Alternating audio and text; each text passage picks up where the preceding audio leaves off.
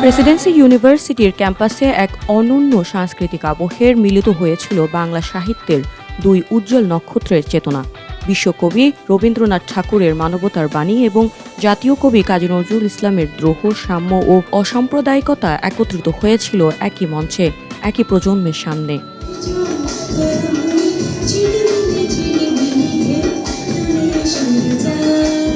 রবীন্দ্র নজরুল জয়ন্তী শুধু একটি বার্ষিক সাংস্কৃতিক অনুষ্ঠানই নয়, এটি ছিল প্রেসিডেন্সি ইউনিভার্সিটির সেই অঙ্গীকারের প্রতিফলন, যেখানে শিক্ষার মানে শুধু ডিগ্রি অর্জন নয়, বরং দেশের সংস্কৃতি, মূল্যবোধ এবং চেতনাকে ধারণ করা হয়। অনুষ্ঠানে প্রধান অতিথি হিসেবে উপস্থিত ছিলেন মাননীয় উপাচার্য প্রফেসর ডক্টর মোহাম্মদ আব্দুল মান্নান চৌধুরী।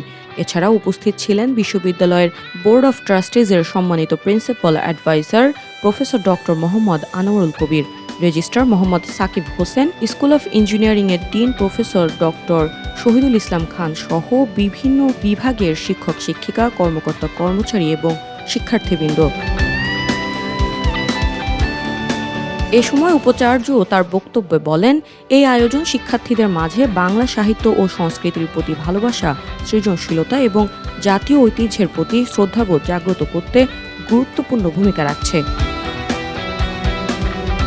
অনুষ্ঠানটি যৌথভাবে আয়োজন করে প্রেসিডেন্সি ইউনিভার্সিটি স্টুডেন্ট অ্যাফেয়ার্স দপ্তর এবং প্রেসিডেন্সি ইউনিভার্সিটি কালচারাল ক্লাব।